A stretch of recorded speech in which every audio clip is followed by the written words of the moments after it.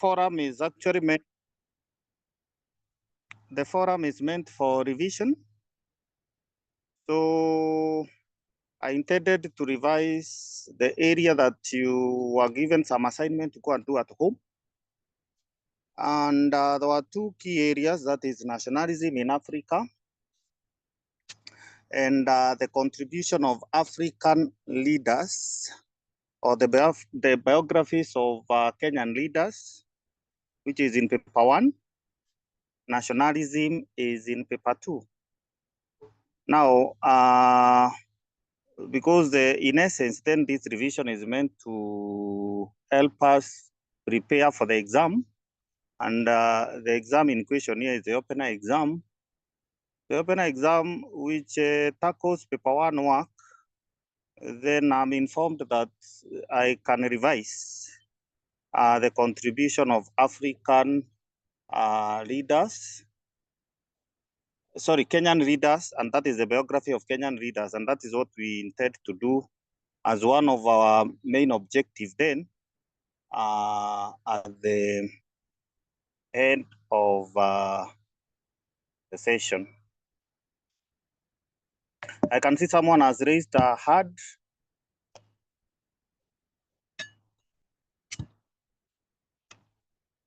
So are we in agreement so that I start from that? But if you feel that is not the position, then I can handle any other area that you have covered so far, so that it is teacher-centered.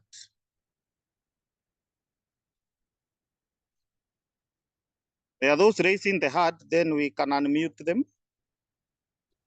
Sure. Yes.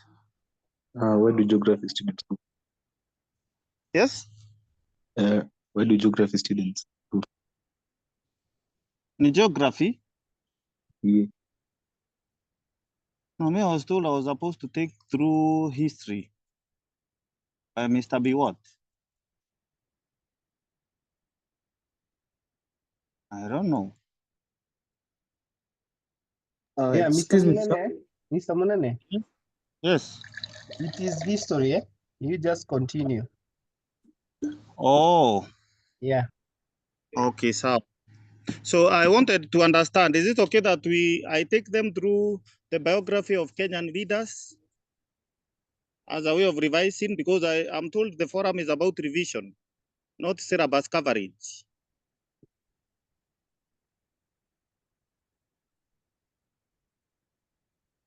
Excuse me, sir. Yes. You say, okay, you said the opener exam will tackle paper 1 or paper 2? Paper 1. Okay, thank you. Up to the biography of Kenyan leaders. Yeah, it's supposed to cover that work that you are given to carry home, which I'm told then is biographies of Kenyan leaders. So that's why I was asking whether we are in agreement. We either deal with biographies of Kenyan leaders, or if you wish, then I can start on political development in Kenya during the colonial period. I don't know what is the feeling of the members. I think biography of Kenyan leaders, in my opinion. All right, then let's go there. It's actually one of the easiest because we only look at the areas that are tested. It's an area that is very, very, very simple. So I will go straight to biographies of Kenyan leaders. To start with, Victor, you're still raising your hand. All right. Now, to start with, I will take you through the revisions. It's of my opinion that you've written the notes on the same. Now mine is to tackle the areas that are commonly tested in that area. We shall look at the areas tested, and the recent time that it was tested, this topic was in KCSE 2019. Since then, we've not have any question that has been tested in that, particularly in section B. Now, when we talk about biographies of Kenyan leaders, then we are looking at the contributions that have been made by significant others in form of leadership from the time at the beginning of the 20th century up to the time we attained independence, and even after we attained independence up to the recent past. There are several key figures. Number one of interest here is that it's important, or it's imperative we note that among them, we shall start with the contributions that were made by someone we refer to as Jomo Kenyatta, because he's one of the oldest key figures in the political arena in Kenya since at the beginning of the 20th century. Now, with that in mind, then we need to ask ourselves, what is the key area that is tested on the contributions, the life and the contribution of Kenyatta in the past? Now, this is tested in paper 1, as you know, and Mzee Jomo Kenyatta made significant contribution to both socio, economic, and political development in the country from the early times at the beginning of the 20th century. Now, his early life is not tested. So all of us must have that in mind, because in the interest of time, so that I don't really have to talk about areas that are not commonly tested in the exam. So his early life is not tested, but it's important to note that though it's not tested then, it is his political career that has really contributed to what can be tested in the examination. So in that context, then we need to ask ourselves, what was the political career of Jomo Kenyatta? Because it is so rich and it spans for quite a long period of time.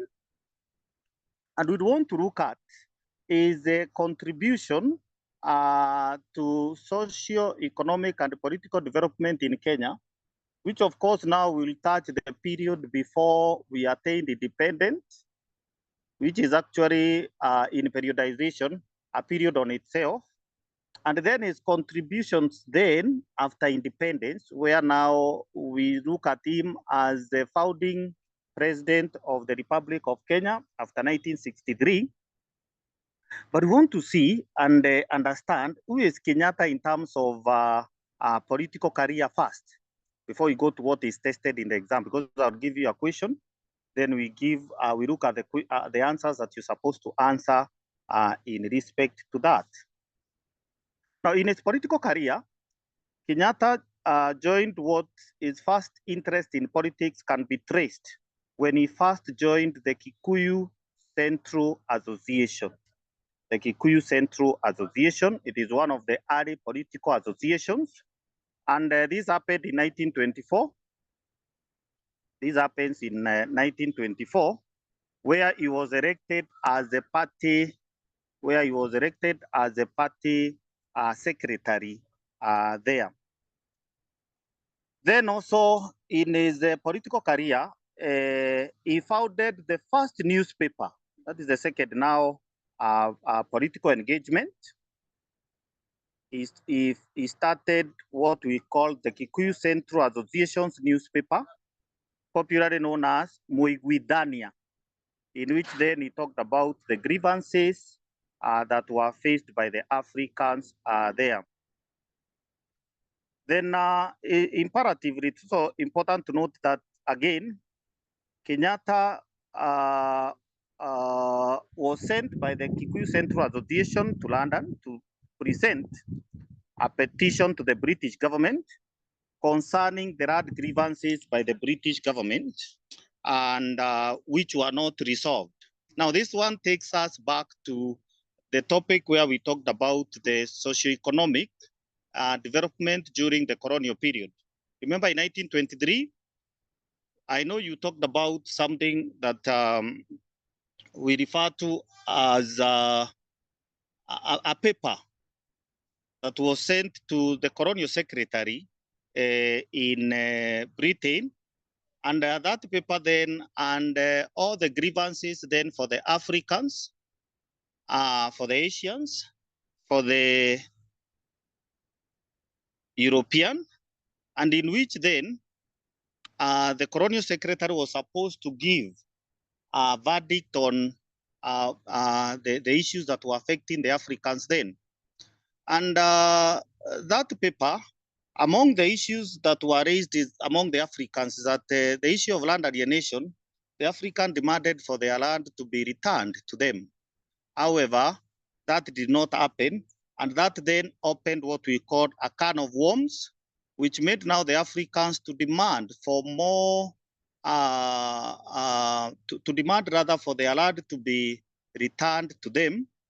And in one occasion, then the Kikuyu Central Association sent the Jomo Kenyatta then to go and still push for the colonial government to listen to the grievances of the African at that time in 1928. So he was also sent in his political career to go and address the issue of land alienation. Besides that, the issue of taxation and African representation in the legislative council. Now, you realize the three things, let me stress on the same, the three things were not addressed in that paper. And mark you, that paper came to popularly be referred to as the Devonshire White Paper because it was presented to the then colonial secretary, who was the Duke of Devonshire. And these three aspects, that is taxation, that is the aspect of land alienation as a grievance, and the African representation was not sorted out, or they were not actually addressed to meet the demands of the Africans. So what happens at that moment? The Duke of Devonshire made some recommendations in the same. For example, on the aspect of land, then he advocated and said that the land in the White Highlands then was exclusively to be preserved for the European settlers. That is why it came to be referred to as the Crown land. However, when it comes to taxation, he still advocated for taxation, both the poll tax and the earth tax then to be subjected to the Africans. On the issue of representation, he addressed that issue by not allowing the Africans to be represented by an African himself or herself, but then to be represented by a neutral person. And this person was none other than Dr. Ada, who was a missionary, who would sit then in the Legislative Council as a neutral person to address the issues that were affecting, or the issues that were basically meant for the Africans there. Now, when that was not addressed then, it meant that the years that came after 1923, then the Africans in the formation of the associations then, those were some of the key issues then they felt that needed to be addressed. And that is why they sent the Jomo Kenyatta then to London to present a petition to the British government concerning those three things. Then also Kenyatta again represented in his political career then, he participated in the Pan-African Congress. He participated in the Pan-African Congress, one then attended by Africans from the African continent in the year 1945. And in this Congress then, together with other African nationalists, people like Akina Julius Nyerere, Nnamdi Azikiwe, and others like, Nnamdi Azikiwe, Joshua Nkomo and others. When he attended that conference then, he was attending that in his political career to articulate the grievances or the problems the Africans were facing. Remember, the Pan-African Congress was a congress, or the Pan-Africanism then was a movement that began at the beginning of the 20th century. And it was a movement then that was meant to address the issues the Africans were facing and it was started by the Africans themselves, but the Africans in diaspora. Those that were found in other countries, and particularly in USA, those who were under the slave and the slave trade in the 16th, 17th, and the 18th century. These are the people then that started a movement of liberation of the Africans. That's why the Pan-African movement then was started by them in diaspora. Pan means all African. So the Pan-African then was a movement of all the Africans then, both in Africa, Asia, no, not Asia, but those who are, in Asia still, we have some of them, and those then in the Arab world, because the slave trade was not only preserved for the Western countries under the triangular trade, but we had also the same during what we call the Indian Ocean trade, some working as domestic workers in Asia and in the Arab world there. So he attended that Congress in his career to address those things there. Then again, he, sorry, just a minute. So he attended that conference, in which then it was the first conference to be attended by Africans from the African continent, because all the other conferences then were held by Africans from those in diaspora, people like Akina, William Du Bois, people like Akina, we had people like Akina William Du Bois, we had the likes of Booker T. Washington and others who attended that conference. And as a result of that, then Kenyatta was privileged to attend that, which prepared him then for leadership much later when Kenya attained independence. Now, out of that political development, then it's important to realize that there are questions that will always be tested in that area, and they are the ones that I want to talk about now. I want students now to write the following questions. The role played by Jomo Kenyatta in the struggle for independence. That's a question that carries 12 marks. It's a question that carries 12 marks. The role of Mzee Jomo Kenyatta in the struggle for independence.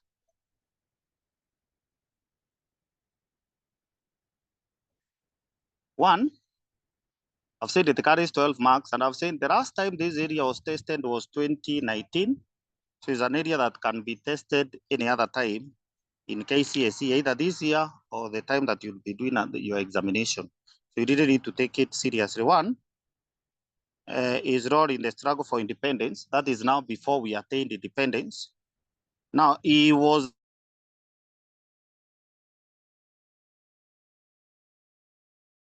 a member of political organizations. He was a member of political organizations such as KCA. KCA is the Kikuyu Central Association.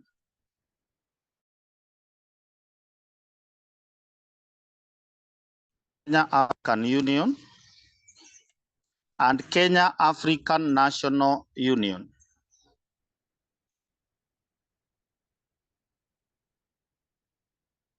Those are the three political parties in which then he was a member.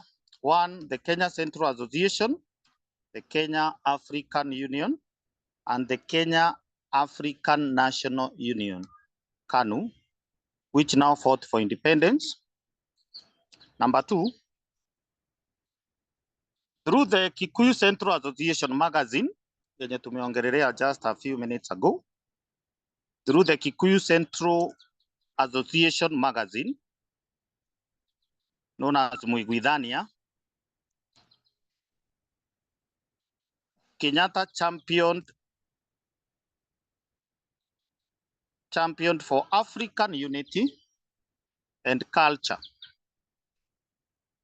Through the Kikuyu Central Association magazine, that is Muigwithania, Kenyatta championed for African unity and culture. Why was he pushing for culture? Is because we said when you're talking about the the socio-economic development, then that the European and particularly the British government then undermined the African culture as it tried to embrace the introduction of Western culture and Christianity, and particularly the issue of polygamy and the issue of circumcision. Then the other one is that he publicized the grievances of the African people. He publicized the grievances of the African people during a stay in Europe. He publicized grievances of the African people during a stay in Europe by writing articles in newspapers. He publicized grievances of the African people during a stay in Europe by writing articles in newspaper.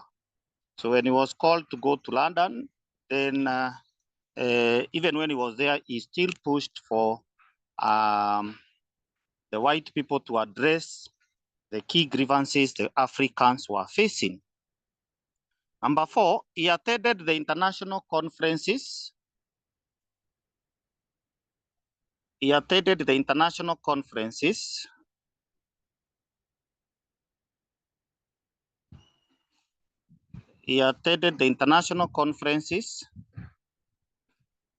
like the 5th Pan-African Congress. So in the examination, the 5th Pan-African Congress is the one that is the key marking point. So you don't have to tell us that he attended international conferences, then you tell us the Pan-African Congress. No, there are so many, actually there are 7 Pan-African Congresses. 7 Pan-African Congresses. But then we are saying he attended the first one, which was the 5th Pan-African Congress. I'm saying the first one because it was the first one to be attended by the Africans from the African continent. So the word 5th Pan-African Congress must be underscored. In Manchester in the year 1945, in which he condemned colonialism and demanded for independence of African countries.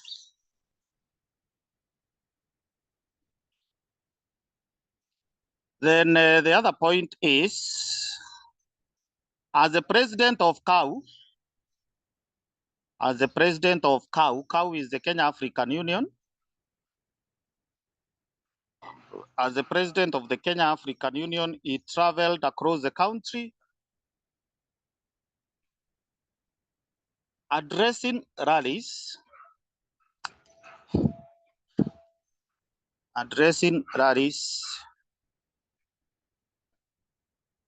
which united Kenyans in the struggle for independence.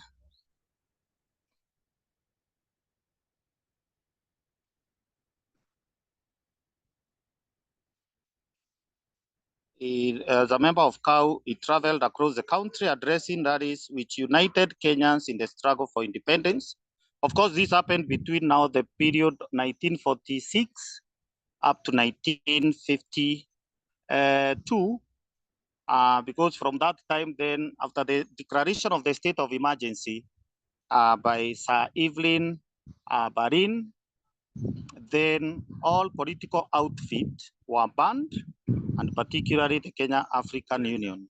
And that was only revisited when the ban was lifted then in 1960, when now Kenyans were allowed to form their own political parties when KANU came into the picture.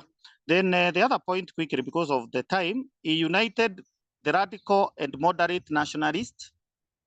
He was able to unite the radical and moderate nationalists in the struggle for independence. He united the radical and moderate nationalists in the struggle for independence. Allow me to talk about that briefly for 1 second. Now, someone is... now you realize that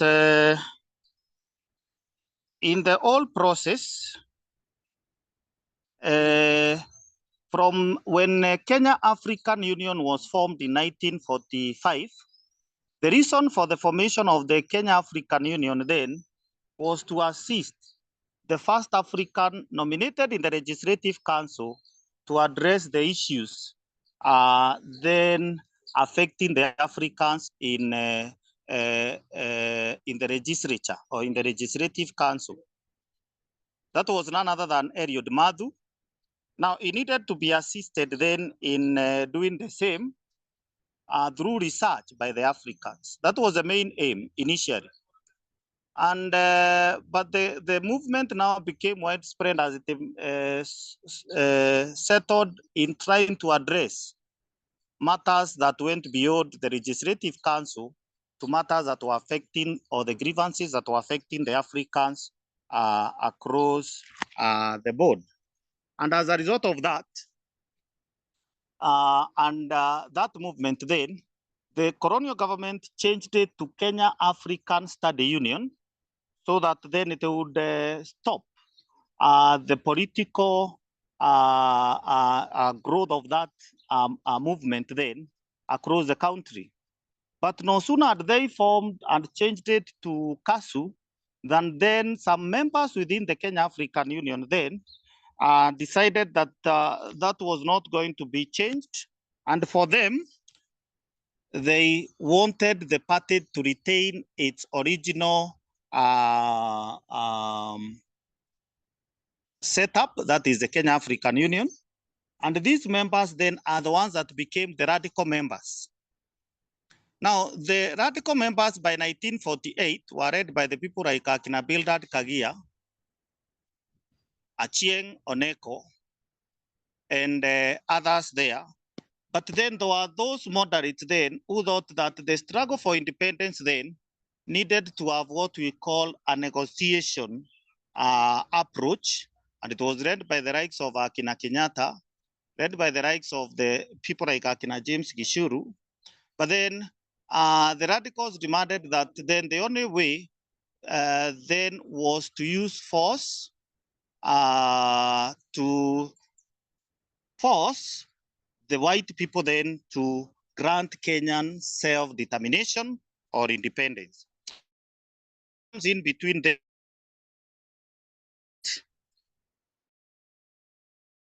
or unite functions, moderates, and the other one which was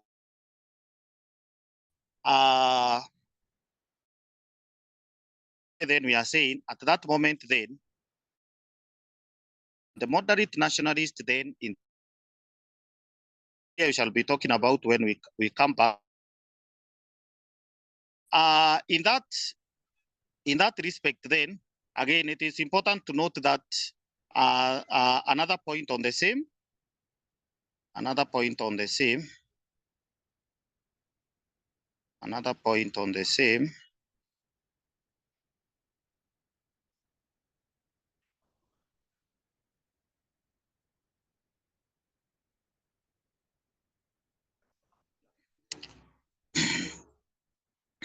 he was a member of the Legislative Council. From which then he led demands for constitutional reforms which led to independence. He was a member of the Legislative Council from which he led demands for constitutional reforms which led to independence. So we are going to see, and as we move on to that topic on political development, and particularly from 1945, we are going to see that Kenyatta played a very pivotal role in constitutional reforms which led to independence. So the period of the constitutional reforms traces its way back in 1945, when we had Eliud Madu as one of the nominated members in the Legislative Council. Then more demand by KAU led to nomination of more members, people like Akina Benia Hohanga. Then by 1948, then we had also people like Akina Musa Amalemba joining Eliud Madu in the Legislative Council. And that meant then that the missionaries no longer represented the Africans' interests in the Legislative Council, as was designed then in 1923 Devonshire White Papers resolution. So now the question is then, when does Kenyatta come into picture? Because, you know, by 1952, after the killing of Waroyo Kongo, one of the senior chiefs in Ndaragwa in Nyandarua, then that prompted the colonial government to declare the state of emergency, banning the political party that is KAU, and more so, then also detaining the so-called Kapenguria Six, in which Kenyatta was among them. So then that period between 1952 up to 1960 is a dark period, because these people were still in detention until they were released. And when Kenyatta came back then, he became a key figure in membership and leadership of Kenya African National Union. And as a member there then, in the second Lancaster House Conference, Kenyatta attended that Lancaster House Conference delegate then, and in which then the main deliberation then was to discuss how Kenya was going to have the independence constitution. And the two factions of the delegates then, we had KANU membership led by Kenyatta, and then we had the KADU delegate group that was led by none other than Ronald Gala. Of course, we know the two are differing ideologies, because KANU was a pro-unitarism, or a unitary system of government, or a unitary constitution, while on the other hand, we know that KADU was for pro-federalism, or what we commonly refer to as Majimboism. And as a result of that, then, the two factions had to decide which was the best constitution for the Kenya. And at that moment, they settled then for regionalism, which is an aspect that you're going to be talking about later as you discuss on the political development. So in essence, I'm trying to say that as a member of the Legislative Council, then Kenyatta participated in constitutional reforms, and particularly from 1962 up to the time we attained independence. Then the other point is that he attended the second Lancaster House Conference. He attended the second Lancaster House Conference to work on independence constitution. The number two, he took part in the 1963 elections. And in which then he was appointed the first prime minister. Then he becomes the first, the other point, he becomes the first president of Kenya, not becomes, but he became rather the first president of Kenya on December 12, 1964.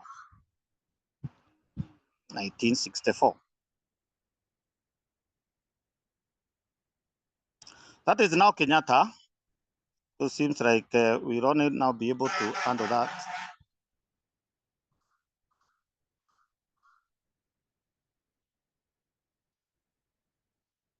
(1964). Now allow me to finalize on Kenyatta. The other area that is tested on him, related to his role, for 10 marks, this has been tested in the past, explain the achievement of Kenyatta as the president of Kenya. That is now the period after independence. So we are looking at his role towards independence and his role post-independence.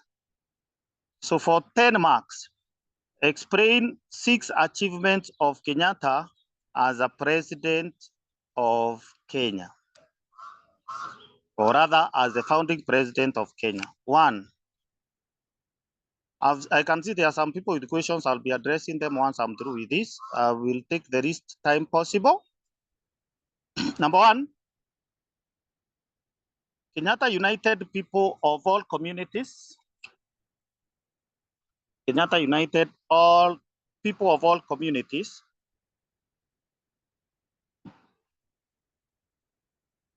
and races in development of the newly independent nation? So the key answer there is unity, united the people. Justification is the newly independent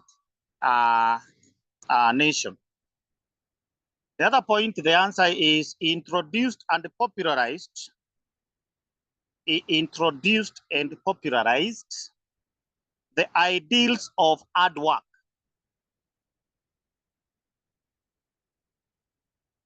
Remember, any question requiring you to explain, it must be followed by an answer and a valid justification.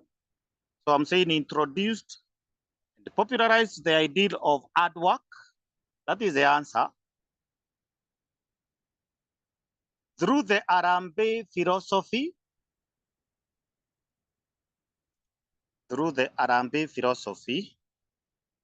and the African nationalism philosophy. So those philosophies, we shall be talking about them in Form 4. The ones introduced by Kenyatta were two: the African nationalism, African socialism, and the Harambee philosophy. African socialism and the Harambee philosophy. So you must bring out the aspect of the answer, which is the ideals of hard work. Production and popularization of the ideal of hard work.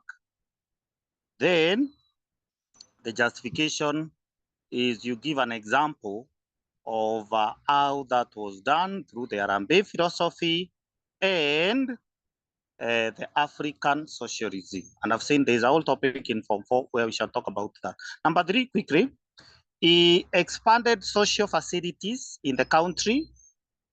He expanded social facilities in the country. Here you give justification through exemplification.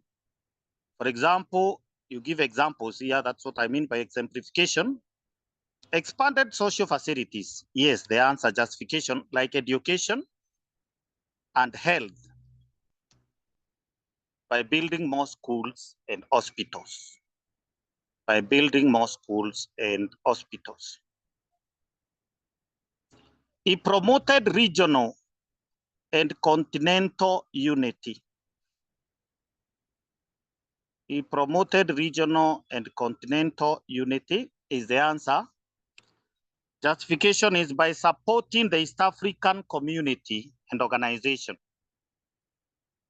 He promoted regional and continental unity by supporting the East African community and the Organization of African Unity. That's also another area we shall be talking about in Form 4, that is African cooperation.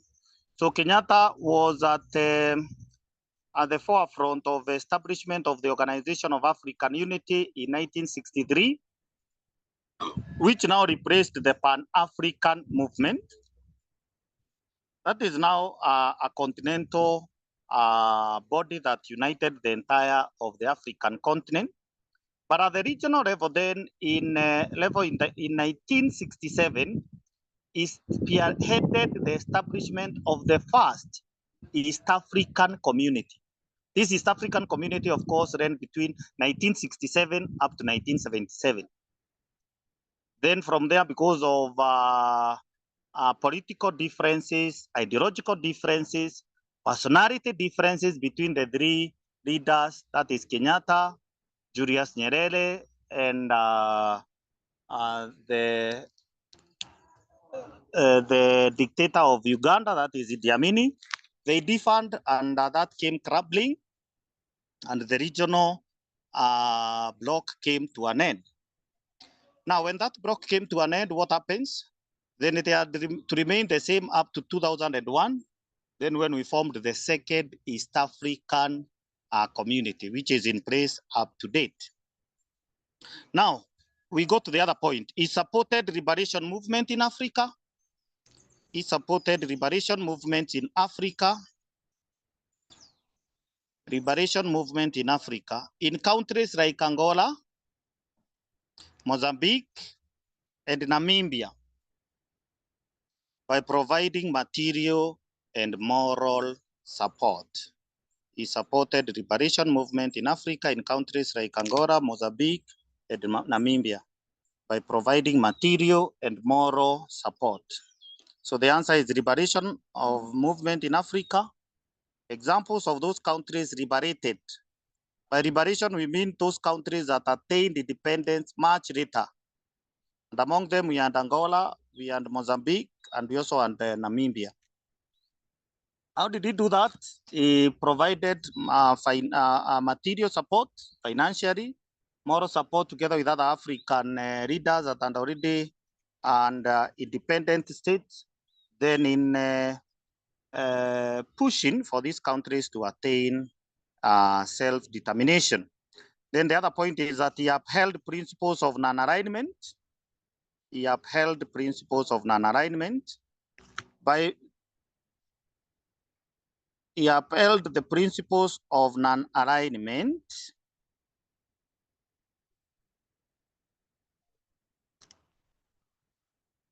he upheld the principles of non-alignment, non or non-alignment by maintaining neutrality. I would explain between the two superpowers during the Cold War. He upheld the principles of non-alignment by maintaining neutrality between the two superpowers during the Cold War. Now, you realize that on that point, because even as we revise, it's important to don't just give you the point. We need to know what we mean by the aspect or the policy of non-alignment, in which Kenyatta actually played a very central role in the same. Now, the policy of non-alignment was adopted by the newly independent African and Asian countries then, immediately after they attained independence.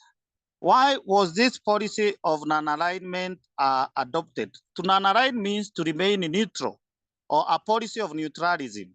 It's because at the time they attained independence then, they were two sharply differing ideologies that were in existence in the world, and these were the policies of, were the ideologies of capitalism and the ideology of communism. Capitalism was a movement or an ideology rather that was pushed by United States of America and Western European nations. Now, it was a policy, or it was rather an ideology then that would push countries then towards individualism, towards a world where people would make profit. There was liberalism, and people would not be controlled when it came to how they used their factors of production. That is land, that is capital, and that is labor. Now, to the contrary, then Russia, together with satellite states of Eastern Europe, countries like Estonia, Latvia, Belarus, Romania, name them, all these countries, Ukraine, together with Russia then, or what we today then used to be referred to as the USSR, then they, for them, were of an ideology then that would promote the state participation in the factors of production. And then in essence then, as opposed to capitalism, that the motive force was to make profit, the motive force was to promote individualism. For communism, it was to promote communalism, create a society that was would bridge the gap between the rich and the poor, and a society in which then the state would have control over the means of production, that is land, that is capital, and that is labor. So now Africa was torn at independence. Which of these were they going to fall or to be part or to align into? But for the sake of the peace of these newly independent African states, they advocated for them now to form an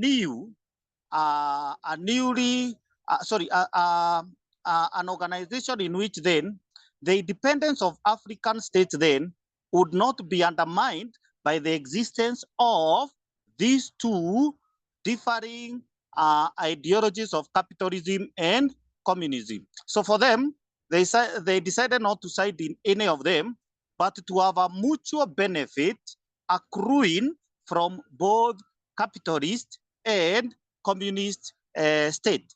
So that means, therefore, they were to have good relations with both communism and capitalism without necessarily aligning to any of the ideologies. So for them, they wanted mutual relationship, which would be symbiotic to help both the African, both the capitalist and the communism, without necessarily aligning with either of those two ideologies. And that is why then Kenyatta, together with Tito of Yugoslavia, with Nehru of India, they came up with an organization known as the Non-Aligned Movement, involving countries, newly independent countries of African and Asia.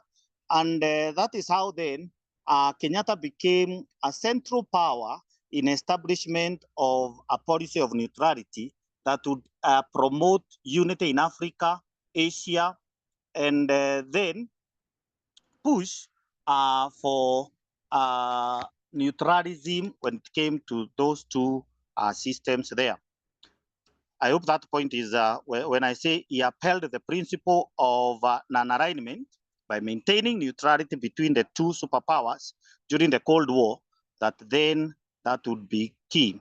Why? Because the Cold War actually was a war of ideologies of capitalism and communism. There's a whole topic about that in Form 4. Finally, he contributed to the international peace and cooperation. Kenyatta participated in international peace and cooperation through the support of the formation of the United Nations Organization. So he contributed to international peace and cooperation because as a leader of Kenya, then he pledged the joining of Kenya into the United Nations Organization. Immediately we attained independence there. So those are some of the points then that I wanted us to talk about. Now, this is also common again, and I'll take 2 minutes.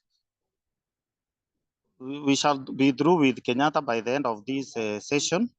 Challenges encountered by Kenyatta as president. What are some of the challenges encountered by Kenyatta as president? These one are self-explanatory, so I'll just go through them.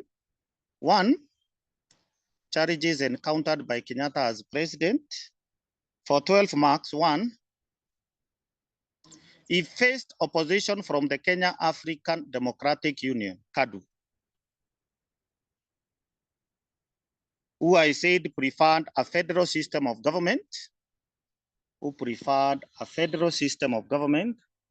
unlike KANU, which was for a unitary system of government. So the two political parties and also sharp ideological differences.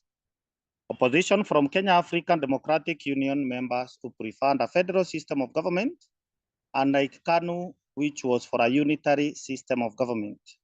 The number 2, ideological differences. There existed ideological differences within Kenya African National Union. This was something within the party. We shall also be talking about it later. Ideological differences within Kenya African National Union, KANU, which led to radical members breaking away from KANU to form the Kenya People's Union. This was formed by Jaramogi Oginga Odinga. Then the other one is insecurity in the northeastern province. During his reign, Kenyatta reign in power, there was insecurity in the northeastern province, which led to loss of lives. And this was caused by the shifter bandits. Then also restlessness among the majority of Kenyans. was a challenge, landlessness, which among the majority of Kenyan, which was caused by alienation of land during the colonial period.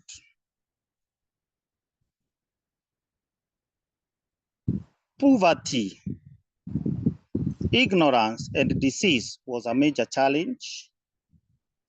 So those were the three major diseases at the major challenges at independence that Kenyatta faced. Then inadequate capital to carry out economic and social development projects across the country.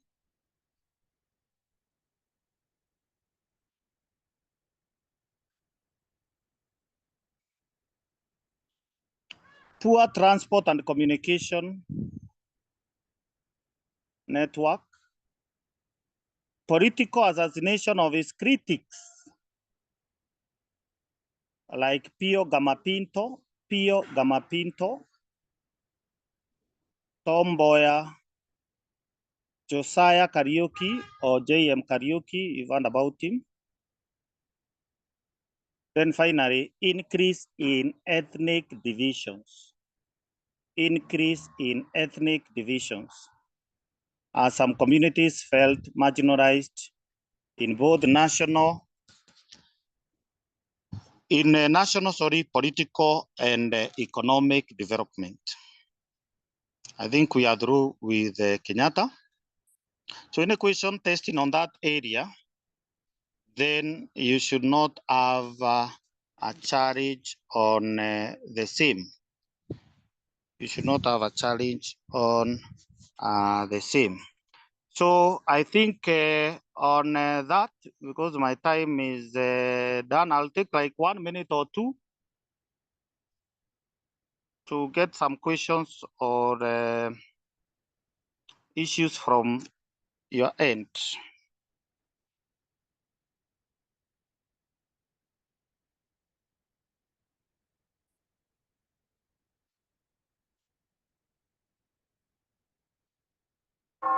Any issues from your end?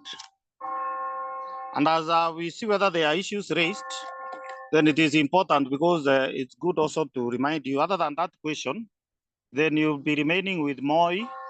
Moi is not commonly tested in the exam. The one that is now common in the exam, other than Kenyatta, is a question on, if you allow me to take another just 5 minutes, the host, if he allows me, is on the question on Wangari Maathai. So I also want to review with this question. This one never misses in the exam. It was KCSE 2019. KCSE 2019. It's very important you look at it. That was question number 21. If you Google KCSE, you still find that question, 2021, paper 1. Very common in the exam. Identify 3 political organizations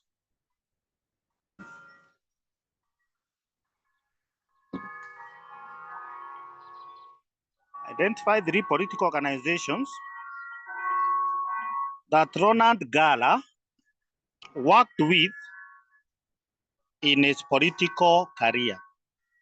3 marks. Identify 3 political organizations that Ronald Gala worked with in his political career. And number 2, discuss 6 contributions. Discuss 6 contributions of Professor Wangari Maathai in the politics of Kenya. Discuss 6 contributions of Professor Wangari Maathai in the politics of Kenya. That carries 12 marks. I'm saying that because anytime we are testing, sometimes we want to test those questions that have been tested recently in the exam. So far, I've given you those 2. That is on the role played by Jomo Kenyatta in the struggle for independence, the role played by Jomo Kenyatta or his achievement in the post-independence period. The challenges he has faced, we have talked about them. And more so now, I've given you another question to help you revise over the weekend. That is the contributions of Professor Wangari Maathai in politics of Kenya. That should be help you to revise. Then besides that, you also should be aware that the question on Tom Mboya, his contribution in the struggle for independence is very common in the exam. Then again, his contribution of Tom Mboya in the trade union movement. There are two different points. Look at KCSE 2016 or around there. There's a question that tests on contributions of Tom Joseph Mboya in the trade union movement and his contribution in the, as a leader then, in the struggle for independence.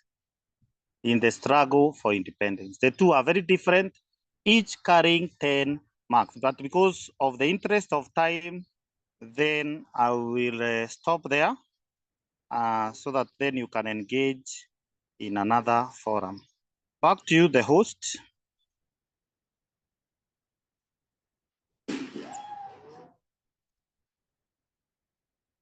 Back to you, the host.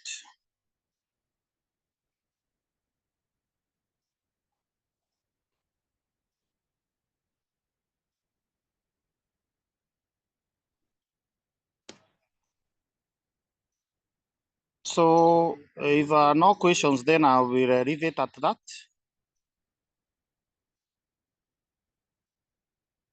If there are no questions, I can leave at that. Then you join the other programs later. So thank you so much for your time.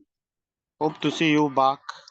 We continue with our studies. Thank you and have a nice afternoon.